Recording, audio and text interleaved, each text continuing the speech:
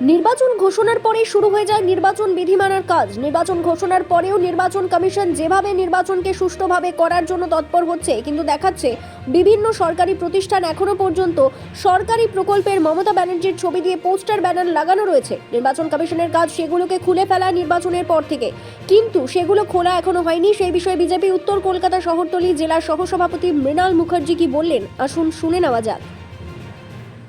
দেখুন, এটা রাজ্যের শাসক দল চিরকালই অমান্য করেছে সবকিছু। এরা হাইকোর্ট সুপ্রিম কোর্টকে মানে না, সেখানে ইলেকশন কমিশনকে মানছে না। তারা বুঝতে পারছে না যে ইলেকশন কমিশন যখন দৃঢ় পদক্ষেপ নেবে বা কড়া পদক্ষেপ নেবে তখন এরা সমস্যায় পড়বে।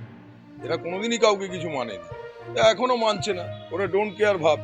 যারা সুপ্রিম কোর্টকে মানে না, যারা ভারতবর্ষের সংবিধানকে মানে না, তারা আবার এই সামান্য এই ইলেকশন কমিশনকে মানবে, তার গ্যারেন্টি কোথায় আছে?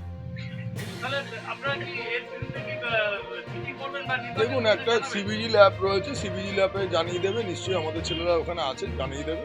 তারপরে যদি না সরে তখন আমরা চিঠি পাঠিয়ে দিয়ে জানাবো। আমাদের প্রার্থী তো ঘোষণা হয়নি, প্রার্থী ঘোষণা হলে প্রার্থী চিঠি করে পাঠিয়ে দেবো।